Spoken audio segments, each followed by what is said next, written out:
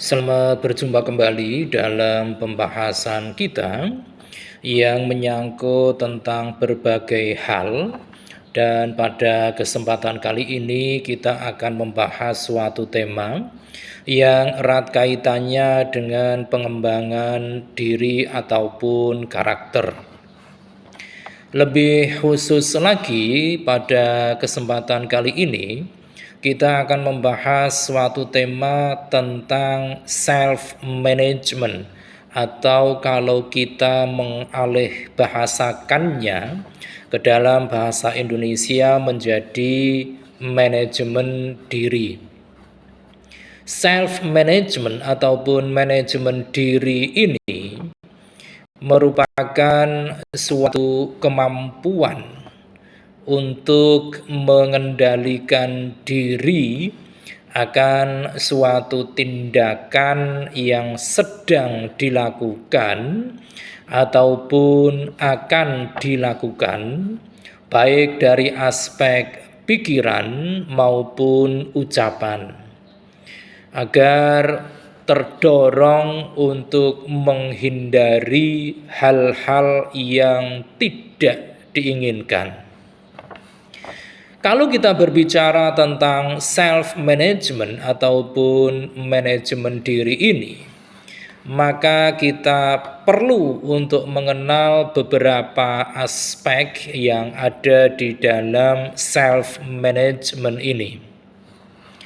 Ada cukup banyak aspek yang memang itu terdapat dan melekat pada proses dari self-management ini. Akan tetapi kita akan membahasnya beberapa saja yang mungkin ini paling utama dalam membentuk suatu aktivitas berupa self-management. Adapun aspek yang pertama dari self-management ini adalah aspek tentang atau yang berkaitan dengan organization ataupun organisasi. Apabila seseorang memiliki self-management yang baik, maka orang tersebut hampir dapat dipastikan dia mampu untuk mengelola tentang porsi dari waktu yang ada, kemudian juga mampu mengelola energinya, juga hebat dalam pengelolaan kesehatan mental maupun fisiknya secara baik. Apabila hal ini semuanya dapat diatur dengan baik, maka aktivitas yang akan dikerjakannya pun akan berjalan dengan lebih tertata dan juga lebih terarah. Ini adalah aspek dari self-management yang pertama. Kemudian aspek yang kedua dari self-management ini adalah innovation atau inovasi. Manakala seseorang memiliki jiwa inovatif, maka orang tersebut akan lebih mudah untuk menerima dan juga toleran terhadap pendapat, terhadap ide, gagasan, informasi baru maupun pendekatan-pendekatan lainnya. Seseorang manakala dia termasuk orang yang inovatif akan mampu untuk mencari dan menemukan berbagai ide baru serta mengutamakan solusi, yang mana solusi ini sangatlah orisinil dalam memecahkan suatu permasalahan. Ini aspek kedua, inovasi atau innovation. Kemudian aspek yang ketiga yaitu kemampuan untuk memotivasi diri sendiri. Manakala seseorang telah memiliki kemampuan untuk memotivasi dirinya sendiri, maka tentunya dia akan mampu untuk memulai, mengerjakan, dan juga menyelesaikan tugas dan tanggung jawabnya tanpa harus diminta terlebih dahulu oleh orang lain. Ini yang ketiga. Kemudian aspek yang keempat dari self management adalah dapat dipercaya. Manakala seseorang dikategorikan sebagai orang yang dapat dipercaya, maka tentu orang tersebut akan mampu untuk menunjukkan integritasnya dengan baik. Dia juga akan bertindak sesuai dengan etika dan tidak akan membuat malu orang lain. Orang yang dapat dipercaya akan bersedia untuk mengakui kesalahan-kesalahan yang telah dilakukannya, sekaligus dia akan berani untuk menegur orang lain yang melakukan berbagai kesalahan. Ini yang keempat. Kemudian aspek yang kelima dari self management adalah manajemen waktu. Dengan manajemen waktu yang baik, maka seseorang akanlah memahami tentang cara mengelola waktu dengan baik dan benar dalam menyelesaikan berbagai tugas yang menjadi tanggung jawabnya. Berbagai hal yang erat kaitannya dengan manajemen waktu ini banyak sekali dalam sisi-sisi kehidupan kita. Misalnya saja, manakala kita memprioritaskan target serta tujuan. Manakala kita menyusun jadwal daily activity, atau kita manakala menyusun daftar terkait dengan hal-hal yang harus kita kerjakan dan sebagainya. Itu tadi merupakan beberapa aspek yang sangat melekat dalam proses self management seseorang. Lalu ada pertanyaan sederhana. Pertanyaan tersebut adalah bagaimana cara untuk meningkatkan keterampilan self management ataupun manajemen diri ini. Ada beberapa yang bisa kita lakukan dalam rangka berupaya untuk meningkatkan keterampilan tentang self management ini. Beberapa cara tersebut, yang pertama adalah jangan menunda pekerjaan. Dalam hal ini, kita harus membiasakan diri agar tidak sering, apalagi selalu, menunda segala sesuatunya, sekecil apapun itu. Karena ini sangatlah berefek pada keterampilan self management kita. Oleh sebab itu, dalam hal ini kita harus terus melatih diri kita untuk bersikap disiplin dan juga tanggung jawab atas segala sesuatunya. Ini yang pertama. Kemudian yang kedua, kita seyogyanya mampu untuk menyusun priority scales atau skala prioritas. Ini sangatlah penting bagi kita untuk menentukan skala prioritas di segala aktivitas kita. Ini disebabkan karena skala prioritas merupakan salah satu yang merupakan metode yang efektif untuk mengatur manajemen waktu.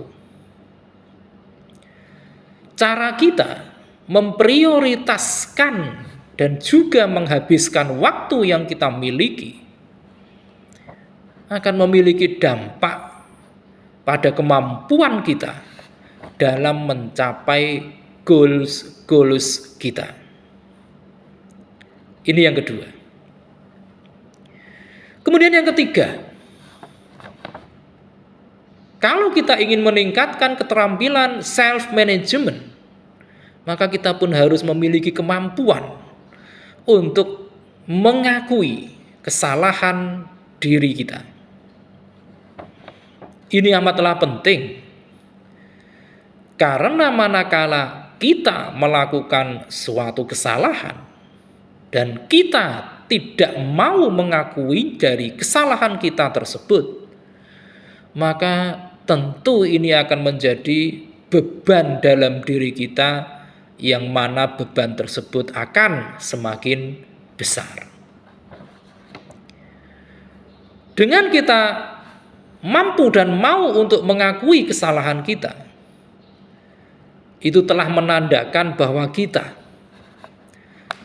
telah memiliki kesiapan untuk menerima berbagai masukan maupun berbagai saran yang tentu ini akan sangat-sangat berguna bagi kita selanjutnya. Ini yang ketiga. Kemudian yang keempat, kita juga harus mampu untuk mengevaluasi diri kita sendiri.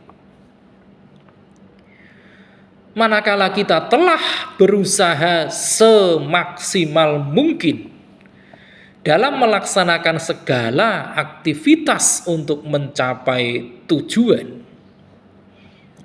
maka kita juga harus memastikan bahwa kita juga akan mampu untuk melakukan suatu evaluasi atas semua yang telah kita lakukan.